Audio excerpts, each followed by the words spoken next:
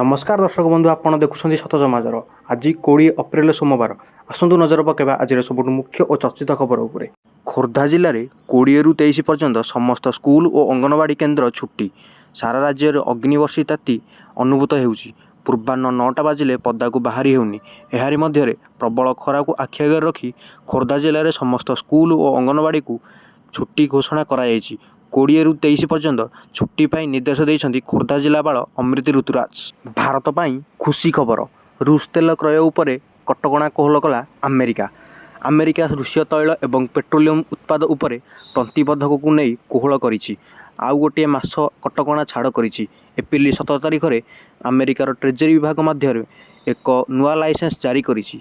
एही लाइसेंस अधीन देशगुड़िक एवं मे 16 पर्यंत समुद्र में लोड होइथिबा रूसीय तेल क्रय करिपारिबे। सुभद्रा योजना को नहीं उपमुख्यमंत्री एक बड़ सूचना देइछन्ति, जेउथिरे एप्रिल 1 तारिख नुआ आवेदन आरंभ हो बोली कुहाଯାଇଛି। एही योजना रे अधिक संख्यक योग्य हिताधिकारी को सामिल करने प्रयास करायाउछि। एही आवेदन प्रक्रिया एप्रिल 1 तारिख 30 तारिख पर्यंत चलिबो। जो महिला माने पूर्वर सुभद्रा योजना पाई आवेदन करिनाहांती केवल सेही माने ही एही बयस सीमा मध्य नूतन भावे आवेदन करिपारिबे। आवेदनकारी बयस 1/4/2026 सुता 21 वर्ष रु 60 वर्ष मध्य होइथिबा आवश्यक। योग्य विवेचित हिताधिकारी माने 2026-27 आर्थिक वर्ष योजनार अवधि पर्यंत वार्षिक 2टी किस्त मोट 10,000 टंकार सहायता प्रदान राशि पाइपर। पीएम किसान संपर्क में बड़ सूचना। पीएम किसान हेउची केंद्र सरकार द्वारा चाषी मानक आर्थिक सुरक्षा पाई आरंभ करा एक योजना। एही योजना अधीन योग्य क्षुद्र और नाममात्र चाषी मानक प्रति वर्ष 6,000 टंका आर्थिक सहायता प्रदान करा जाए। एही राशि 2,000 टंकार 3टी किस्त चाषी बैंक आकाउंट को सीधा सड़क पठा जाए। 2019 फेब्रुआरी आरंभ होइथिबा ए योजना अधीन वर्तमान सुधा 22तम किस्ती चाषी आकाउंट को पठा जाई सारिछि। 22तम किस्ती 13 मार्च 2026 रे जारी करा जायतिला एवं चाषी माने वर्तमान 23तम किस्ती को अपेक्षा करिसंति, जहाँ जुलाई 2026 रे आसीबार संभावना रहिछि। एही योजना द्वारा 9 कोटी रु अधिक चाषी उपकृत होइछन्ति। मध्यप्राच्य रे चलीथिबा उत्तेजना मध्य ह्रास पाइला गैस चाहिदा। मध्यप्राच्य रे चलीथिबा उत्तेजना देशर एलपीजी व्यवहार को मध्य प्रभावित करुछि। जोगाण बाधा घरोई एवं वाणिज्यिक ग्राहक उभय को प्रभावित करिछि, जहाँ फल मार्च मासरे गैस व्यवहार ह्रास पाइछि। सरकार संख्या अनुसार मार्च मासरे एलपीजी व्यवहार 23.79 लाख टन थिला, जहाँ गत वर्ष एही समय 27.29 लाख टन तुलन में प्राय 12.8% ह्रास पाइछि। गुरुद्वार बाहर बेले आखिमुजा गुलीमाड़, 2 भारतीय मृत, अभियुक्त फेरार।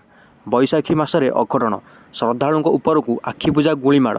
इटालीर बेरगामो प्रदेशर कोभा सहर में बैशाखी उत्सव में शोकाकूल परिवेश सृष्टि होइछि। गुरुद्वार बाहर फायरिंग होइछि। 2 भारतीयों को गुली करी हत्या कराइछि। गुरुद्वार बाहर समय 2 जनक उपरकू गुलीमाड़ करथिला आततायी। करघाटी में 150 फुट तलू खसला बस, चलीगला 2 जनक जीवन। राजस्थान अजमेर जिले में एहीपरि दुर्घटना घटी। अजमेर जिला स्थित प्रसिद्ध तीर्थस्थल पुष्कर पहाड़ अनियंत्रित होई खसला बस, फल 2 जनक जीवन चली जाइथिबा बेले 12 रु अधिक आहत होइछन्ति। समस्त को डाक्तरखाना रे भर्ती कराइछि। खबर मुताबक एक घरोई बस पुष्कर घाटी में विपदपूर्ण मोड़ जाउथिबा बेले अनियंत्रित होई 150 फुट तलू खसी पड़िथिला। चिकोहाबाद बजार में भयंकर अग्निकांड, 50 रु अधिक दुकान पोड़ी पाउंस हो जाइछि। उत्तर प्रदेशर फिरोजाबाद जिलार सिकोहाबाद सहर में थिबा पनीपरिबा और कपड़ा बजार में भयंकर अग्निकांड घटी विपुल क्षति सृष्टि होइछि। एही अग्निकांड में प्राय 50 रु 60 दुकान जली पाउंस हो जाइथिबा बेले लक्षाधिक टंका सामग्री नष्ट होइछि। बजार में पार्किंग थिबा अनेक गाड़ी मध्य निआर लगी जाइछि। कोलकाता नाइट राइडर्सर रोमांचक मैच रे राजस्थान रॉयल्स को 4 विकेट रे परास्त करिछि। प्रथम बैटिंग करी राजस्थान 155 रन करिथिला। जवाब में कोलकाता 161 रन करी विजय हासिल कला। रिंकू सिंह 53 रन रे जबरदस्त पारी खेली। Varun Chakravarthy player of the match होइथिले। Punjab Kings Lucknow Super Giants को 54 रन रे परास्त करी बड़ जीत हासिल करिछि। प्रथम बैटिंग करी पंजाब 254 रन करिथिला। प्रियांश आर्या 93 और कुपर कुंडली 87 रन धमाकेदार पारी खेली। जवाब में लखनऊ 200 रन रे सीमित रहीगला।